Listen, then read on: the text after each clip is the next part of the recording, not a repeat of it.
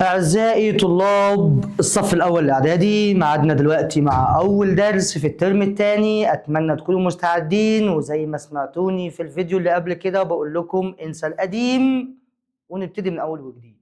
حلت كويس، حلت وحش، ذاكرت مذاكرتش الترم الأول انساه ونبدأ صح من الترم الثاني علشان نعوض اللي نقص في الترم الأول أو نحقق اللي معرفناش نحققه في الترم الأول. هنا اهو أول درس عندنا اسمه القوة أو الأسس، عشان القوة هي الأسس. يعني إيه أس؟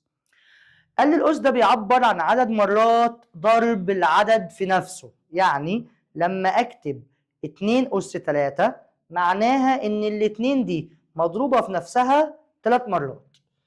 الاتنين اللي تحت دي اللي هي لما نكتب 2 أس 3، الاتنين دي اسمها أساس، الاتنين دي اسمها أساس، والتلاتة دي اسمها أس.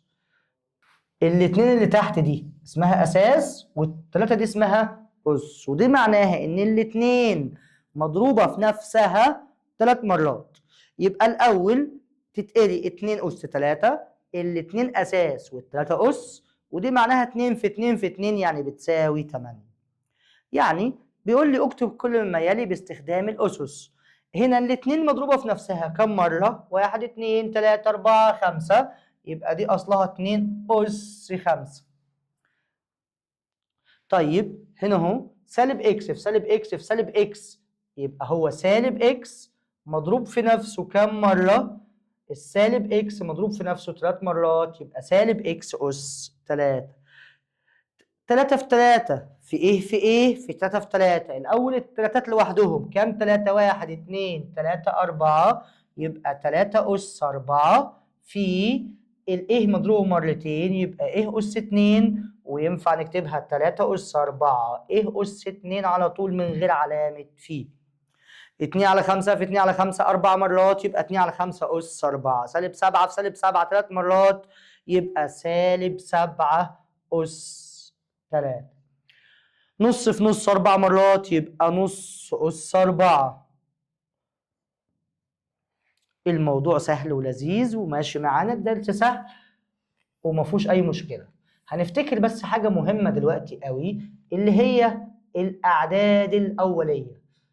هنا نفس فكرة السؤال اللي احنا حلناه، 5 في بي في بي في 5 في بي. الخمسة كم مرة؟ مرتين، يبقى 5 أس 2 في البي 3 مرات، يبقى بي أس 3 اللي هي ينفع اكتبها 5 أس 2 بي أس 3 من غير علامة في. دلوقتي هنفتكر مع بعض الأعداد الأولية. هي إيه الأعداد الأولية؟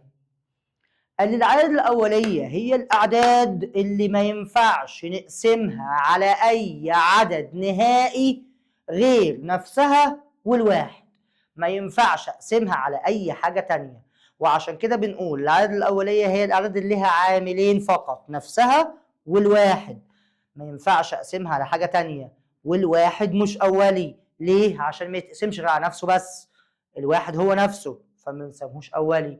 أول عدد أولي في الدنيا هو الاتنين، وهو العدد الزوجي الوحيد الأولي. كل الأعداد الأولية اللي جاية فردية. خلي بالك أنا بقول كل الأعداد الأولية ما عدا الاتنين كلها فردية، ما قلتش كل الأعداد الفردية أولية. يعني الأعداد الفردية اللي بعد كده فيها أولي وفيها مش أولي، بس كل الأولي هو أعداد فردية ما عدا الاتنين. العدد الزوجي الأولي الوحيد هو الاتنين. يبقى الأعداد الأولية هي الأعداد تقبل قسم على نفسها أو واحد فقط، زي 2 3 5 7. فين التسعة يا مستر؟ التسعة مش أولي عشان ينفع نقسمه على التلاتة. 11 13 ال15 مش أولي عشان ينفع نقسمه على التلاتة وينفع نقسمه على الخمسة. يبقى عرفنا يعني ايه أعداد أولية. دلوقتي هناخد إزاي أحلل أي عدد إلى عوامله الأولية، ومنها ينفع أكتبه في صورة أسس. بيقول لي اكتب كل من الأعداد الآتية على الصورة الأسية. التمانية. طب أنا التمانية معرفش هي كام أس كام، فحلل لي التمانية. التمانية دي تتحلل 2 في 4. الاتنين أولي حط عليه دايرة، بس الأربعة مش أولي. حللها مرة تانية تبقى 2 في 2. الاتنين أولي والاتنين دي أولي، اللي عليهم دواير مين؟ الاتنينات. كام؟ 2 3، يبقى التمانية دي 2 في 2 في 2 يعني 2 أس 3. ده التمانية. 81 أنا هكتب ال 81 أهو، ده 81 وهحلله 3 في 27. التلاتة أولي بس ال27 مش أولي، تبقى 3 في 9. التلاتة أولي بس ال9 مش أولي، نحلله مرة كمان 3 في 3. تمام. 1 2 3 4. التلاتة اتكررت 4 مرات، يعني 3 في 3 في 3 في 3 يعني 3 أس 4. طيب اللي بعد كده العدد 72 نفس الفكرة. ال 72 8 في 9، لا ده أولي ولا ده أولي. التمانية 2 أس 3 والتسعة 3 في 3 يعني 3 أس 2، يبقى دي 2 أس 3 في 3 أس 2. 2 أس 3 في 3 أس 2. 625 هنكتب 625 ونحللها 5 في 125. الخمسة أولي. 125 5 في 25. الخمسة أولي. 25 5 في 5. 5 في 5 هما الاتنين أولي. الخمسة اتكررت 4 مرات، يبقى 5 أس 4. ده العدد بتاعنا. وهكذا الموضوع سهل. 216 2 في 108. 108 2 في 54 وال54 2 في 27 وال27 3 في 3 في 3. الاتنين اتكررت كم مرة؟ 1 2 3. الاتنين 3 مرات والتلاتة 3 مرات، يبقى 2 أس 3 في 3 أس 3. 2 أس 3 في 3 أس 3 اللي هي ينفع أكتبها 6 أس 3. 2 أس 3 في 3 أس 3 وينفع أكتبها 6 أس 3. باستخدام العوامل الأولية والأس أكتب ما يلي. العدد 27 سهل خالص. 27 أهو. ال 27 3 في 9. التلاتة أولي والتسعة 3 في 3 هما الاتنين أوليين. التلاتة اتكررت 3 مرات، يبقى ده 3 أس 3. والسؤال خلص. العدد 40. العدد 40 أهو. ال40 نحللها 2 في 20. الاتنين أولي. ال20 2 في 10. الاتنين أولي. ال10 2 في 5. الاتنين أولي والخمسة أولي. الاتنين اتكررت 3 مرات، يبقى 2 أس 3. 2 أس 3 في 5. والسؤال خلص. والعدد 100 وكل الأعداد ينفع نحللها بنفس الطريقة. والعدد 125 حللنا 144 يا مستر عينيا. 144 دي تتحلل 12 في 12. ال 12 2 في 6 ودي 2 في 6. الاتنين أولي والاتنين أولي. الستة 2 أولي في 3 أولي والستة 2 في 3 هما الاتنين أولي. الاتنينات 1 2 3 4، يبقى 2 أس 4 في التلاتات 1 2 بس، يبقى 3 أس 2. 2 أس 4 في 3 أس 2 والمسألة خلصت. والمسائل كلها بنفس الطريقة سهلة وبسيطة. هنا بيقول لي إذا كانت A بتساوي 2 و B بتساوي -5 فأوجد القيمة العددية لكل من 3B تربيع.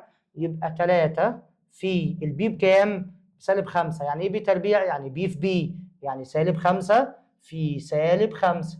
سالب في سالب بموجب و5 في 5 ب25 في 3، يبقى دي بتساوي 75. والسؤال خلص. 3B الكل أس 2. اضرب التلاتة في -5 يبقى بسالب 15 أس 2. يعني سالب 15 مضروبة في سالب 15. سالب في سالب موجب و15 في 15 ب 225. والمسألة سهلة. إذا كانت x بتساوي كذا و y بتساوي كذا فأوجد القيمة العددية لكل من x أس y. الإكس بكام؟ بسالب 3. أس y بكام؟ ب4. يعني السالب 3 مضروبة في نفسها 4 مرات. الأول سالب في سالب بموجب وسالب في سالب بموجب وموجب في موجب بموجب، يبقى الناتج يطلع موجب. تمام. 3 في 3 ب9 و3 في 3 ب9. 9 في 9 ب81. يبقى السؤال ده كله ب81. سالب واي أس 2. وخلي بالك السالب ملهاش علاقة بالواي هنا اهو. السالب دي من بره لو كان عاوز يحطها تبع الواي كان حطها في قوس بالشكل ده. طالما مفيش قوس يبقى السالب ملهاش علاقه، يبقى السالب من بره اهو. الواي بكام؟ هو قال لي الواي بكام؟ قال لي الواي ب4 أس 2 يبقى سالب من بره، و4 أس 2 يعني 4 في 4 يبقى ده سالب 16 والسؤال خلص. سالب 16. لكن لما يقول لي سالب واي لكل أس 2 يبقى احط سالب 4 هي الأس 2، سالب في سالب بموجب تطلع بموجب 16. وهنا بيقول لي خلي بالك سالب واي أس 2 مش هي سالب واي لكل أس 2، هنا السالب داخله معانا في الأس فتتضرب سالب في سالب تطلع موجب، لكن السالب هنا ملهاش علاقه فيبقى العدد يطلع سالب. نخش بقى في قوانين الأسس. معلش هنا جايب لي كلمة قوانين الأسس بعد شوية، لكن هقول لك كل القوانين مرة واحدة. أول حاجة لو الأساس سالب في الأسس، لو الأساس هو اللي سالب والأس زوجي يبقى لازم الناتج موجب. ولو الأس فردي، لو الأساس سالب والأس فردي يبقى لازم الناتج يطلع سالب. ده أول حاجة في قوانين الأسس. لو الأساس هو اللي سالب هبص على الأس، الأس فردي يبقى الناتج سالب، الأس زوجي يبقى الناتج موجب. وممكن يسألني سؤال مهم قوي في النقطة دي، مين أكبر؟ سالب 3 أس 5 ولا سالب 3 أس 2؟ مين أكبر؟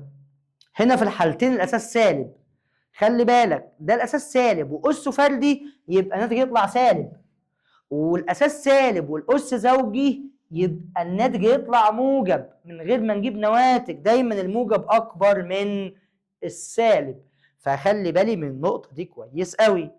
هنا اهو سالب 2 أس 3 يطلع بسالب 8 عشان سالب في سالب في سالب يطلع بسالب، لكن سالب 2 أس 2 يطلع ب4. سالب 2 أس 3 أقل من سالب 2 أس 2 عشان ده زوجي وده فردي. تمام؟ أول قانون في قوانين الأسس، لو الأساس سالب والأس فردي الناتج يطلع سالب، لو الأساس سالب والأس زوجي الناتج هيطلع موجب. ده أول قانون. تاني قانون، لو أنا بضرب رموز متشابهة أو أساسات متشابهة، يعني مثلا 2 أس 3 في 2 أس 2، بدل ما تجيب قيمة ده لوحده وقيمة ده لوحده، وخاصة لو كانت الاتنين دي بدلها رمز، أنا طالما الأساسات زي بعض هاخد أساس واحد منهم وهجمع الأسس. عند ضرب الأساسات المتساوية نجمع الأسس، يبقى 2 أس 5 مش 2 أس 6.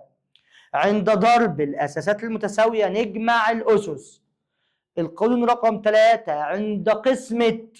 عند قسمة الأساسات المتساوية نطرح الأسس. يعني لو قلت لك 2 أس 3 على 2 أس 2 دي قسمة، ماشي، والأساسات زي بعض هاخد واحد منهم وهطرح الأسس يبقى 2 أس 1. القانون اللي بعد كده بالمرة، الواحد ما بيتكتبش في الأس، وخلي بالك الواحد ما بيتكتبش في 3 حالات. أولى إعدادي ركز معايا، الواحد مش بيتكتب في 3 حالات، لما يبقى أس ولما يبقى مقام ولما يبقى معامل. يعني لو كتبت لك اكس كده وقلت لك الأس بتاعها كام، ما تقولوش مش موجود، الأس بتاعها 1 بس الواحد في الأس مش بيتكتب. طب المقام بتاعها كام؟ المقام بتاعها برضو 1 بس الواحد في المقام مش بيتكتب. طب المعامل بتاعها كام؟ هي دي كام اكس واحدة بس الواحد في المعامل مش بيتكتب. يبقى الواحد مش بيتكتب في 3 حالات، لما يبقى أس، لما يبقى مقام، لما يبقى معامل. يبقى أول حاجة عند ضرب الأساسات المتساوية نجمع الأسس، وعند قسمة الأساسات المتساوية نطرح الأسس. طيب شوف هنا اهو، أوجد في أبسط صورة 6 أس 7 في 6 أس 2 على 6 أس 3 في 6 أس 5. خلي بالك كلهم الأساسات بتاعتهم 6، فهاخد 6 واحدة وهجمع اللي فوق 7 زائد 2 9 ناقص دول يتجمعوا 3 و5 8، يبقى 6 أس 9 ناقص 8 يعني 6 أس 1 مش بيتكتب، يبقى دي 6 بس. طيب السؤال اللي بعده، سالب 2 أس 7 في 3 أس 6 على سالب 2 أس 5 في 3 أس 4. الأول ده سالب 2 وده سالب 2 مضروبين ولا مقسومين يا مستر؟ لا دول مقسومين، يبقى ناخد سالب 2 واحدة ونطرح الأسس 7 ناقص 5 2 في ده الأساس 3 والأساس 3 يبقى ناخد 3 واحدة ودول مقسومين يبقى نطرح الأسس في 3 أس 2 ده بتساوي سالب 2 أس 2 الأساس سالب والأس عدد زوجي يبقى الناتج يطلع موجب 2 مضروبة في نفسها مرتين يبقى ب4 في 3 أس 2 ب9 4 في 9 ب36 والسؤال خلص وراجع لحل المطبوع تاني. طيب السؤال اللي بعد كده كلهم سبعات يا مستر، حلوة قوي ناخد 7 واحدة. الأول نجمع اللي فوق 8 و3 11 وده الأس بتاعه كام؟ 1 يا مستر عرفناها 3 و8 11 و1 12 يبقى 7 أس 12 ناقص اللي تحت دي أسها 10 يبقى 12 ناقص 10 يبقى بتساوي 7 أس 2 7 أس 2 يعني السبعة مضروبة في نفسها مرتين يعني ب 49. هنا أهو 2 أس 5 في 7 أس 4 في 10 أس 7 ولا عدد أساسه زي التاني. هنا الاثنين دول زي بعض فاخد واحدة منهم 2 اللي هو اللي فوق واللي تحت دي ونطرح عشان دول مقسومين يبقى 2 أس 2 في السبعات دول زي بعض هاخد واحدة منهم وهطرح عشان دول مقسومين 4 ناقص 3 1 بس أنا مش هكتب الواحد في العشرة دول زي بعض هاخد 10 واحدة منهم ونطرح 7 ناقص 5 2 يبقى 10 أس 2. طيب 2 أس 2 بكام؟ ب4 في 7 في 100. هو حد يقول لي 20 السبعة مش مضروبة في 2 السبعة مضروبة في نفسها مرتين 4 في 7 ب 28 في 100 يبقى ال 28 وننزل صفرين يبقى 2800 والسؤال خلص. باقي القوانين الأسس احنا قلنا أول قانون لو الأساس سالب والأس زوجي ضاعت السالب، لو الأساس سالب والأس فردي ثبتنا السالب ده أول قانون. تاني قانون لو عندي حاصل ضرب عددين لهم نفس الأساسات نجمع الأسس، لو قسمة نطرح الأسس. القانون الثالث أي عدد أس صفر ما عدا الصفر، أي عدد أس صفر ما عدا الصفر. يعني إيه ما عدا الصفر يا مستر؟ يعني الصفر أس صفر ملناش دعوة بيه، أي عدد غير الصفر أسه صفر يبقى بيساوي 1. 100 أس صفر ب1، 50 أس صفر ب1، سالب 2 أس صفر ب1، سالب 3 على 4 أس صفر ب1 يبقى أي عدد أس صفر ما عدا الصفر بيساوي 1. طيب اللي بعد كده احنا رحنا فين؟ ماشي باقي القوانين ايوه تاني. لو العدد الأس بتاعه سالب، الأس هو اللي سالب، في الأول قلنا الأساس هو اللي سالب لكن دلوقتي لو بنقول لك الأس هو اللي سالب أي عدد أسه سالب لو هو في البسط نزله في المقام وخلي أسه موجب، ولو هو في المقام طلعه في البسط وخلي أسه موجب، ولو هو بسط على مقام كلهم أسهم سالب شقلبهم وخلي أسهم موجب. مش فاهم يا مستر؟ يعني لو عندي 2 على 3 أس سالب 2 دي هي نفسها هي 3 على 2 شقلبناها وخليناها أس 2. لو 5 على 3 كلها أس سالب 3 نشقلبها تبقى 3 على 5 أس 3. طيب الاتنين دي ملهاش مقام يبقى مقامها 1. الاتنين دي في البسط أسها سالب نزلها في المقام يبقى أسها موجب واكتب في البسط 1. 3 أس سالب 2 يبقى 1 على 3 أس 2. طيب الخمسة أس سالب 2 دي في المقام تطلع في البسط تبقى 5 أس 2 ومقامها 1 بس الواحد مش بيتكتب. العدد إيه أس سالب n معكوسه الضربي، ما احنا خدنا المعكوس الضربي زمان، المعكوس الضربي يعني نشقلب يبقى المفروض ده هيبقى 1 على ايه أس سالب n ده معكوسه الضربي. طب انا مش عاوز اخلي الأس سالب فيطلع في البسط تاني يبقى هو معكوسه الضربي للعدد ده معكوسه الضربي ايه أس n طلعناه في البسط وخلينا أسه موجب. العدد 3 أس سالب 5 معكوسه الضربي 3 أس 5. احنا بنغير إشارة الأس بس في المعكوس الضربي في الأسس. طيب السؤال اللي بعد كده، او بالمره، لو عدد ليه اسين بنضرب الاسس. يعني لو قلت لك 2 اس 2 الكل اس 3، هنا ما بنجمعش الاسس زي الضرب، هنا بناخد الاساس هو 2 وبنضرب، يبقى ده 2 اس 6. تاني من الاول، لو الاساس سالب نبص على الاس، الزوجي بيضيع السالب والفردي بيثبت السالب. عند ضرب الأعداد اللي أساساتها متشابهة أو اللي أساساتها متساوية نجمع الأسس. عند قسمة الأساسات المتساوية نطرح الأسس. أي عدد أس صفر بواحد، العدد اللي أسه سالب يتشقلب ويبقى أسه موجب. العدد اللي له أسين بنضرب الأسس. الأس لو بتوزع على الضرب وبتوزع على القسمة، ما بتوزعش على الجمع ولا على الطرح. يعني إيه؟ يعني لو عندي 2 في 3 الكل أس 2، ينفع أخليها 2 أس 2 في 3 أس 2، وينفع الحكاية دي برضو في القسمة. لكن لو عندي 2 زائد 3 الكل أس 2، ما ينفعش أخليها 2 أس 2 زائد 2 أس 3. لازم نجمع الأول، ما ينفعش نوزع، لازم نجمع الأول وبعدين نخليها أس 2. يبقى توزيع الأسس ينفع في الضرب وينفع في القسمة، ما ينفعش لا في الجمع ولا في الطرح. هنا اختصر لأبسط صورة. احنا خدنا المسائل دي كتير، انا مش لازم ابدل دول على فكرة. انا هاخد 2 واحدة وهجمع اللي فوق 5 وسالب 2 يبقى 3 ناقص، وهجمع اللي تحت 3 وسالب 4 يبقى سالب 1 وفيه ناقص يبقى موجب 1، يبقى دي بتساوي 2 أس 4 اللي هي ب 2 أس 4 اللي هي ب 16. والسؤال خلص. هنا اكس، ايه المشكله؟ كلهم اكسات، هاخد اكس واحده وهجمع اللي فوق سالب 6 وسالب 2 يبقى سالب 8 ناقص سالب 3 وسالب 4 يبقى سالب 7 يبقى زائد 7، يبقى دي بتساوي اكس اس سالب 1 اللي هي بتساوي 1 على اكس اس 1، والواحد مش بكتبه يعني 1 على اكس. والسؤال خلص. اكس في اكس اس 2 نفس الفكرة ونفس الحل، وانت حاول تحل لوحدك، الموضوع سهل وبسيط. طيب السؤال اللي بعده، هنا بيقول لي ايه؟ اختصر لأبسط صورة. 3 أس 5 في 3 أس سالب 2 دي ينفع اكتب كده بيساوي، دول كلهم تلاتات فهاخد 3 واحدة هجمع اللي فوق 5 وسالب 2 يبقى 3 ناقص 3 وسالب 4 سالب 1 وفي ناقص اهو يبقى موجب 1، يبقى دي بتساوي 3 أس 4 اللي هي 3 في 3 4 مرات يعني 9 في 9 يعني بتساوي 81. والسؤال خلص.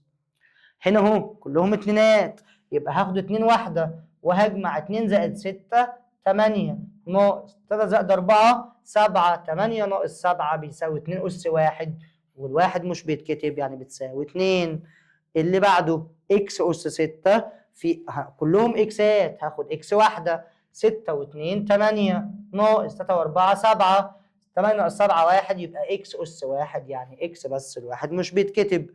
رموز اكس واي ايا كان، الموضوع سهل وبسيط ومفهوش اي مشكلة ولا تعقيد، الدرس كله سهل مفهوش اي حاجة. ايوه حلو قوي الجزء ده، كويس احنا شفناه.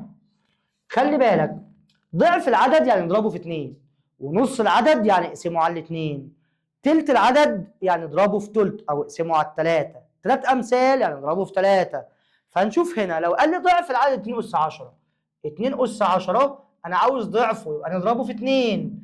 القياسات متساويه، ده اس واحد هاخد 2 واحده بس وهجمع الاسس يبقى 2 اس 11. ضعف العدد 2 اس 10 هو 2 اس 11، عشان ضعف معناها ضربناها في 2 يبقى جمعنا الاسس بقت 2 اس 11. ضعف العدد 2 اس 8 هو 2 اس 9. نصف العدد 2 اس 10 يعني هنقسم على الاثنين عشان نجيب نصه، يبقى نقسم على الاثنين، القياسات زي بعض نطرح الاسس 10 ناقص 1 يبقى 2 اس 9. ربع العدد يبقى نقسم على الاربعه يبقى 4 اس 19. حلو قوي دي. عاوز ربع العدد 2 اس 20، ربع يعني نقسمه على 4، بس القياسات هنا مش زي بعض، بس الاربعه دي ينفع اخليها 2 اس 2، بقوا القياسات زي بعض، هاخد 2 واحده وهطرح الاسس يبقى هو 2 اس 18.